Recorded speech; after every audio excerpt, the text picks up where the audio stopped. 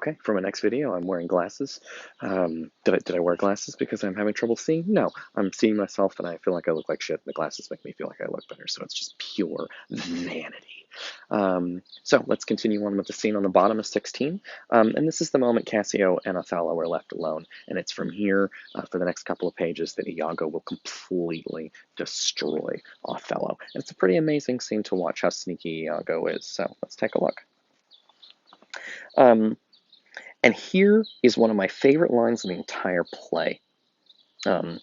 Othello says, "Excellent wretch," meaning what a wonderful. I love that girl so much. I know wretch doesn't seem like the right word, but it's kind of jokey. It's like when somebody's like, I love that son of a bitch. So he says, "Excellent wretch," because he loves Desdemona as she leaves. And he says, and this is one of my favorite lines in the whole play: "Perdition," which is like hell. "Perdition catch my soul, but I do love thee," meaning if I'm lying about loving you, I'll go to hell. And then he says this, "And when I love thee not, chaos is come again." My noble lord. It's great. He says, "I love you so much," and he says, "When I don't love you, it's chaos." And the next line, and it's a kind of line that we don't take a lot of interest in. It doesn't seem really dramatic or interesting for him to say that. It's pretty simple, but there's a great moment embedded there that people often miss, which is he says, "Oh, Desdemona, I love you so much, and when I don't, chaos has come again." My noble lord, Iago is the chaos. The split second he says, "Boy, I love you so much, and if I didn't love you, it'd be total chaos." And then Iago is just like, "Excuse me, I have some things I want to talk to you about." It points toward that metaphorical, the metaphorical value in Iago, that he is chaos, he is emptiness, he is void, he is destruction. One of the ways to think about Iago as chaos is that he's not really doing this for any particular point. He gives 4 or 5 different explanations. None of them really make sense, and none of them, by the way, justify all the terror that he unleashes on the world. He's just an agent of chaos, and when chaotic things happen, you don't ask why. The whole point is it's chaos. It's like the Joker in Dark Knight. Just terrible things happen. So Iago jumps. He is the chaos. What does that say, Iago? And he says, "Did Michael Cassio, when you wooed my lady, know of your love? Like when you were dating Desdemona, did he know in secret? Did he know about that?" "Oh, he did from first to last." Why do you ask?" No, just for a satisfaction of my thought. No further harm." So he's just like, "I'm just wondering." "Why have thy thought, Iago? Like, why are you thinking about it?" "Oh, I did not think he had been acquainted with her." "Oh, yes, and went between us very often." "Indeed?" "Indeed, I indeed. Discernest thou aught in that? Like, why are you asking?" Right, so he says, did Michael Cassio go between you and Desdemona?" "Oh, he did? Huh." And of course, Othello wants to know, why are you bringing this up? Like, I don't, what's the problem? And Iago won't give him a straight answer, and you know how in a movie, when you can't see the monster's face, it's like scarier, and you have to wait to see it. They like hold it back until the end of the movie before you really get to see the demon or the monster or the creature, whatever. It's the same thing that Iago does here, is that he builds tension so that first he wants to get, just like in a horror movie, they want to get you really scared and then show you the monster. He wants to get Othello really worried and then unleash the problem. So he just hints at it. He says, "Oh, indeed," and he keeps saying, "Oh, indeed, that's interesting." And he says, "Yeah, but what's discernest thou ought in that? Like, what is the problem here? Is he not honest?" And this is another great exchange. "Is he not honest?" "Honest, my lord? Honest? Aye, honest, my lord, for all I know." "What dost thou think?" "Think, my lord? Think, my lord, by heaven, thou echoest me." Um, he won't give him a straight answer, right? Is he honest? Honest? What do you think? Think. Like, he won't answer, which makes Othello worry. Do you see how sneaky this is? It's so much different than saying Cassio is a liar. Cassio is dishonest. He just goes, "Is Cassio honest?"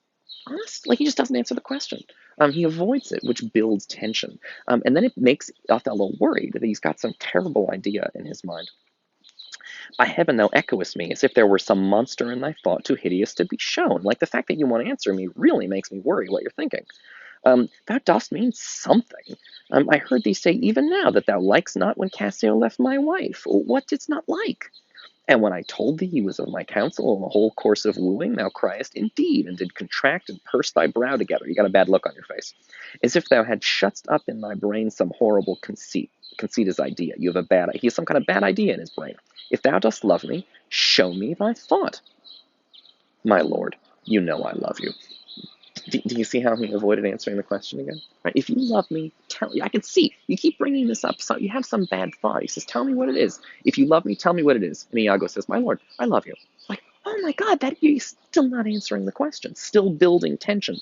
Um, I mentioned last time how Iago is a little bit like Shakespeare in that they both control people's emotions with words. Iago is a metaphor for Shakespeare because both of them use words to put ideas in people's brains that control their emotions. Right?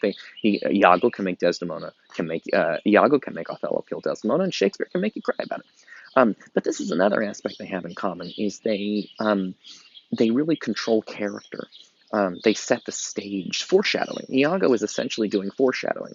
But he's not. But for Othello's real life, when normally you think about Shakespeare as doing foreshadowing in a play, but here Iago is doing foreshadowing in Othello's own life.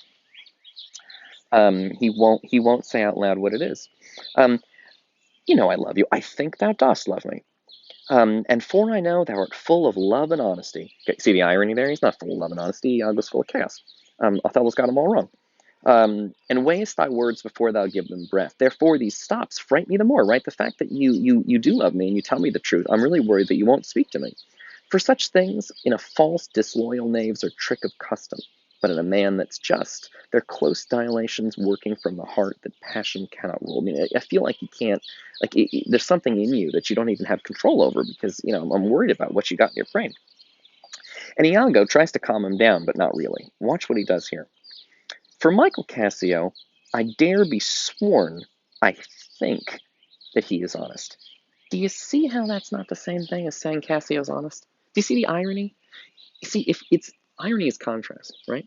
So if you say, I think he's honest, but notice Iago doesn't say, I think he's honest. He said, I would swear upon a stack of Bibles that I think he's honest. You see, that's not the same thing. Um, there's the irony there is in the contrast between what he should be saying, guy's honest, and what he actually says. I would swear in a stack of Bibles that I think he's honest. It's not the same thing because your opinion can be wrong. Whereas if you just say he's honest, you're making a state. To say this guy's honest is making a statement about this guy, but to say I swear I think he's honest is making a statement about your own brain and not the guy. And so there's a contrast there because it sounds like he's saying something helpful, and he is absolutely not saying something helpful. And it gets worse. Because then you get this, and this is I think this is funny, although you won't laugh at this when I read it to you. I dare be sworn I think that he is honest. And Othello says, I think so too. And he says, men should be what they seem, or those that be not, would they might seem none. And Othello says, certain men should be what they seem. I think, this is my personal opinion here, I think that Iago is now being tricky. He has said something overly complicated, and Othello is not really following him. Iago is smarter than Othello. I don't think that's a controversial thing to say. Iago certainly is able to destroy Othello, but I think Iago is just smarter than he is. Because what Iago is saying here is it's a little funny. Men should be what they seem, meaning if people seem smart, they should be smart. If they seem honest, they should be honest. He says, or those that would not, would they might seem none, meaning people who are not honest, I wish they didn't look like people. But do you see how this claim here, men should be what they seem? That's not helpful. Othello wants to know, is Cassio honest? And Iago says, he seems honest. And he says, no, but is he? And he says, I think men should be what they seem. You're not answering the question. Like, it would be nice if we lived in a world where people that seemed nice were really nice and not backstabbers, but that's not actually telling me what I want to know, which is Cassio trustworthy? And the way that this little sequence ends is he says, men should be what they seem, would they were not, would they might seem none, meaning if they're not going to be honest, I wish they didn't look like people. And all Othello can say is agree is that certainly men should be what they seem. Why then I think Cassio's an honest man. Again, see the I think? That's irony, it's contrast, because it sounds like he's saying Cassio's honest, but all he's saying is I think he's honest. And Othello says, no, there's more in this. Right? You're not telling me. I prithee speak to me as to thy thinkings, as thou dost ruminate, and give thy worst of thoughts the worst of words. Right? You gotta tell me. And Iago says, no, I'm not going to tell you. My good Lord, pardon me. And he won't tell him. Again, this builds tension, builds worry, builds stress. He's pushing Othello to the breaking point, so that when he finally tells him and slips it in, it's going to seem like he's making it seem like he doesn't want to tell him, because that makes it seem more honest.